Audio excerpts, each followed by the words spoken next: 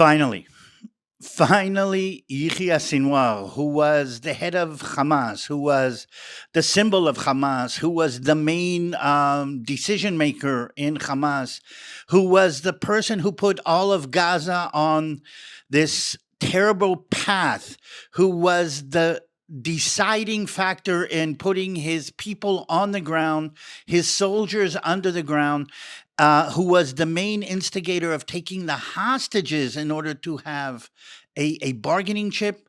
Yahya Sinwar, the head of Hamas, is now dead. He's gone to meet his maker. And if we understand correctly, he is now meeting with Nasrallah, the head of Hezbollah, and with Hania, who was the head of Hamas in Tehran, and Mohammed Deif, who was one of the main engineers of Hamas.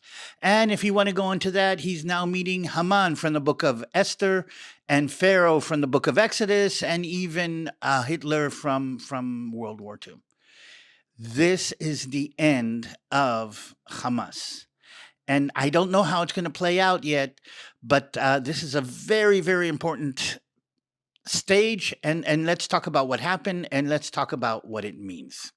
Here's what happened. A combat patrol, basically, actually young soldiers on a combat patrol in an area not far from the Philadelphia corridor actually run into three armed terrorists and open fire. They open fire back. They quickly pull up a tank, and the tank fires 3 rounds of ammunition into the building where they were being fired at from. It's not a special forces unit. It's not a very sophisticated. This is a regular infantry patrol on their feet inside Gaza, actually in the area between Rafiah and the Philadelphia corridor, and Rafiah and the area with Egypt.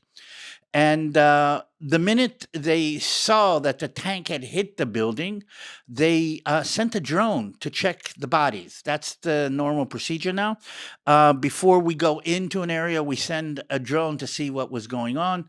They sent a drone to check the bodies, and the soldier literally with the iPad that actually picks up the picture from the drone says, I see 3 dead terrorists, but wow, one of them looks like Yahya Sinwar. Yahya Sinwar, everybody knows this picture, everybody's seen us. And that's when the excitement actually takes up. The engineers that actually cover a scene like this go inside to make sure that there's no booby traps and no explosives. By the way, he was wearing a vest, a military vest, and he was wearing, there was, according to the stories, there were actually some hand grenades in his vest. Anyway, they went inside. They saw who we're talking about. They took fingerprints and they took photos. It took a while, but very quickly it was kind of sure that this is the Yahya Sinwar that everybody actually was worried about. Yes, and we've gotten the final okay. It has been verified. Even the Arab world and even Hamas says that it probably is what happened. So that is the actual event. I'm glad about 2 things that were part of this event. One of them is the unit that actually did take out the head of Hamas. It is the Bislach. Bislach is like a unit that is made up of young soldiers who are in a course to become squad commanders. And Bislach was tragically the same unit that mistakenly killed 3 hostages who had managed to get out of their captivity and were actually falsely identified as terrorists and were taken out by Israeli soldiers. It's a blue and blue event, a terrible tragedy. It was terrible for us, and they were the unit was having a terrible time. And this is the same unit that actually took out the head of Hamas, and I think that is. Very good. Another thing is that the tank unit that actually fired the 3 fatal rounds was also a unit that is made up of what we call people who are on course. It's tank commander course. So when it's needed, the course turns into a military unit. The young sergeants that are learning to be tank commanders become the crews. The officers become the commanders, and they're the ones. So what's amazing about this wasn't a very sophisticated. This wasn't a special forces. This was a regular combat patrol that took out the head of the enemy. There is also a couple of interesting things about what was going on. First of all, he had no hostages with him. And there was a feeling that Yahya was moving around with a group of hostages that were his body shield or his body armor. And the fact that there were no hostages with him is indicative of a couple of things. And it turns out that we know today that the 6 hostages that were assassinated, killed in cold blood, a couple of months ago, were his moving shield for a long time. And when he decided that he had to move faster or he didn't want to take them with him, he actually murdered them in cold blood. We were getting close to him, and he was on the run, and he murdered the 6 hostages. One of them, by the way, was an American citizen. And they were killed only because they bothered his movements, and we're seeing today why that is indicative. Another thing that is fascinating is that they found huge amounts of cash on him, and they found a couple of fake passports. Now, that, together with the place where he was found, is indicative of the fact that he was on the run. He was running away. He had probably given up, and he was literally running away from battle. And I think, hopefully, if we make this known, I hope that the people in Gaza and the people in the world, in the Arab world, will understand who he actually was and what he had actually been. And another thing that kind of I think is critical. This wasn't a planned event. This was an event that took place because of the pressure that Israel is putting on Gaza. Another thing is that this happened between the Philadelphia corridor, which is the border with Egypt, and Rafah. Meaning, if Israel had not been holding the Philadelphia corridor, this wouldn't have happened. Not only would this not have happened, he would have found a tunnel to climb through or to crawl through, and he would have made his way out of Gaza, and we would have never known what was happening. What I'm trying to say is that all of the people who thought that we should give in or give up, I think are understanding that the pressure that was put on have been a factor in what is happening. So that's the actual event. That's what happened. And the question is, what is going to happen now? Let's start off on the Gaza level. On the Gaza level, the question is what's going to happen with Hamas? Who's going to step into his place? Who's going to make the decisions? Is there going to be a command and control structure? And it probably won't fall completely apart, but this is a terrific blow to the ability of Hamas in Gaza to be able to conduct a war against Israel. The second is the hostages. There's still 101 hostages in Gaza. And the question is, what's going to happen with the hostages now? Sinwar was the main reason there was no hostage agreement, because he was holding out for an all-out war in the Middle East, what's going to happen with Iran and Hezbollah in the north. And he was the one who was actually holding off from a hostage agreement or a ceasefire agreement. The both are tied together. And now the question is, can we do something to release the hostages? I think, and I would be surprised if this isn't what happens, Israel's going to make it clear that we're willing to end the war right now.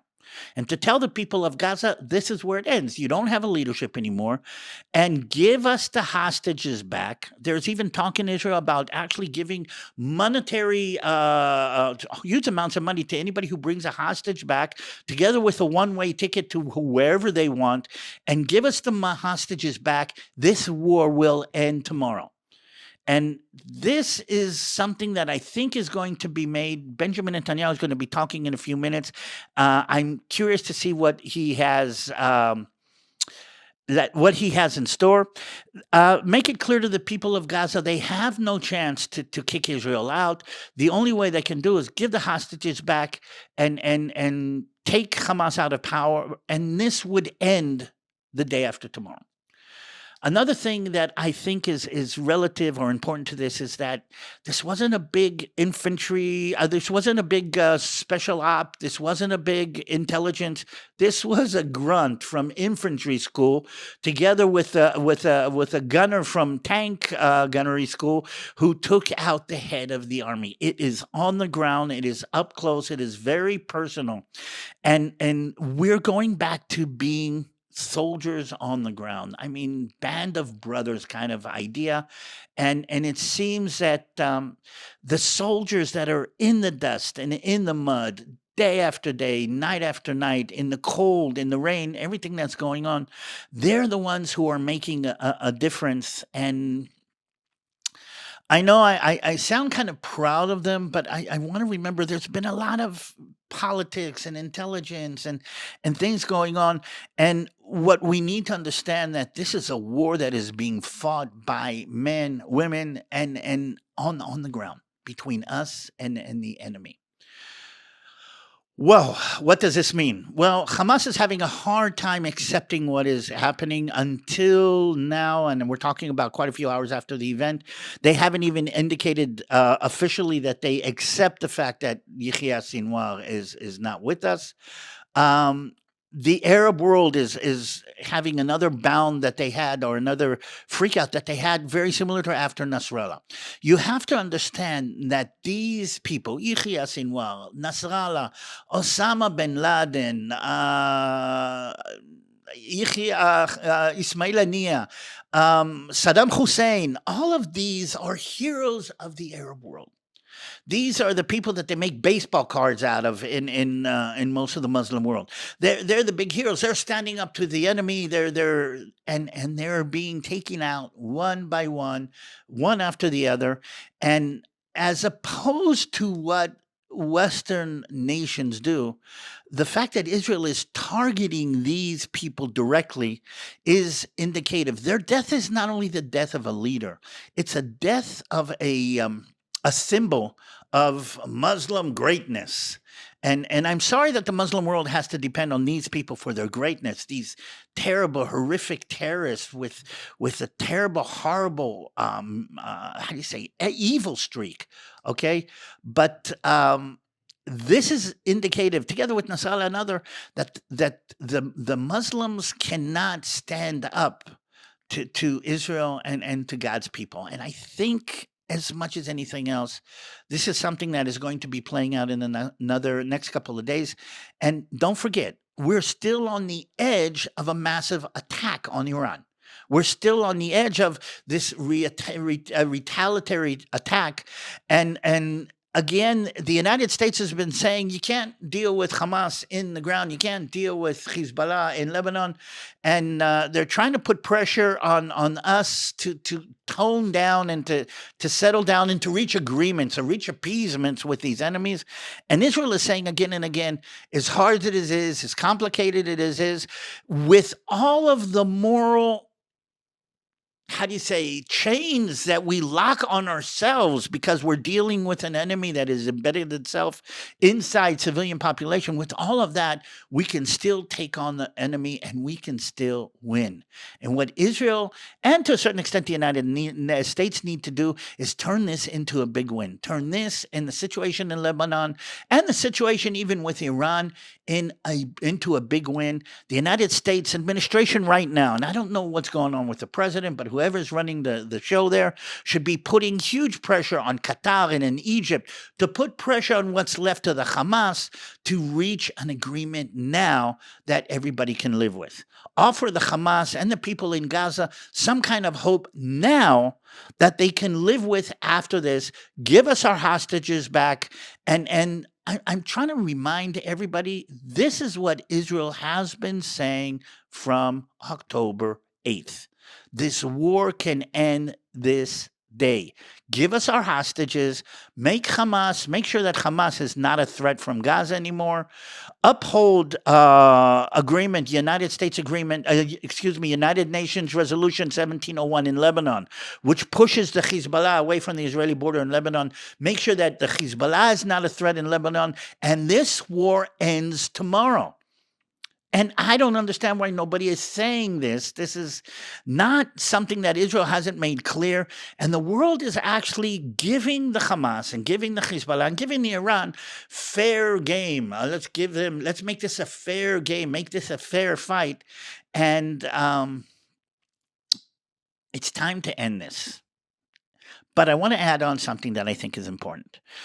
Just like ISIS in Iraq and Al Qaeda and other terrorist organizations that are embedded or rise up out of the local fanatic population, these kind of wars don't end with a final event. You don't get this boom and signing of a peace treaty on the deck of a battleship. This doesn't end like this. It ends just like with ISIS after levels and levels, and again the leadership is taken off, and the people quit hating them. It's time to turn this upside down and show the world, mostly the Arab and the Muslim world, that you cannot take on God's people. You cannot take on Israel. You cannot destroy Israel anymore. And it's time to reach some kind of an agreement that everybody can live with. Now, theoretically, this could lead to some kind of peace in the Middle East. And again, since we're talking about this prophecy and things that are connected to this, it makes much more sense. So that is a situation right now. We're waiting to see what Benjamin Netanyahu will say. We're waiting to see what the people in Gaza are, how they're going to react to this. But here's what I need you to do. I need you to pray for the peace of Jerusalem. Pray for the peace of Israel. And while you're doing this, do me a favor. Also pray for the people of Gaza, the people of Lebanon, the people in Iran who are under these terrible, terrible, evil, hatred dynamics.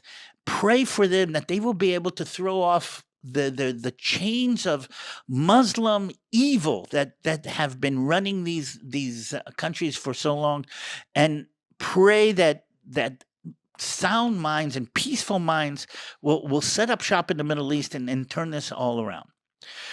But Israel does still need your prayers and your support. And before I forget, I want to remind you all that we're part of an organization, a ministry called Gijon Springs. There's a link down below. And we are supporting Israel. We're supporting Christian ministry in Israel, but we are directly supporting soldiers on the battlefield right now. And the battlefield is not over. The battle is not over. So if you want to support Israel, if you want to support people on the ground in Israel, check out Gijon Springs. It is an organization that was created by Pastor Jeff Johnson, and that's going to be connecting to that. Another thing I want to remind you is that in a few weeks, we're going to have a conference in Temecula here that talks about end times and talks about how all of these different events connect to what's going to happen at the end. And it's a end of the world prophecy conference. I'm going to be one of the speakers. It is going to be in Temecula, and there's going to be a link down here to connect to that. It's me and Pastor Tom Hughes and quite a few. I think there's altogether 16 speakers that are going to be connected to that. So if you want to join, I think there's still a couple of places open. And if you want to join online, okay, connect to the link down below, and that'll give you information about this. And I do want to remind us all of something that I think is profound. I can talk about the politics, I can talk about the military, I can talk about Israel, I can talk about the Middle East. But let's remember something that David said in Psalm 144, which, by the way, is a Psalm of David. He said this: "Blessed be the Lord my rock, who trains my hands for war and my fingers for battle. My loving kindness, my fortress, my high tower, and my deliverer, my shield, and the one in whom I take refuge. He is the one who subdues people under me. And I'm going to add on to this, the Lord is the one who is going to give us victory in this situation. I want to say thank you for all of the people who are supporting. Again, you can support me directly on the link down below here, and there's a lot of people who have reached out to support. But for all of you also who are supporting all over the world, Israel and what's going on in Israel, Israel needs your support right now more than anything. And this is just a picture. Kind of stay tuned. We're going to talk about what's going on soon. And well, this is DaviD TaL. This is the BaLaGaN Connection. Hope to see you soon.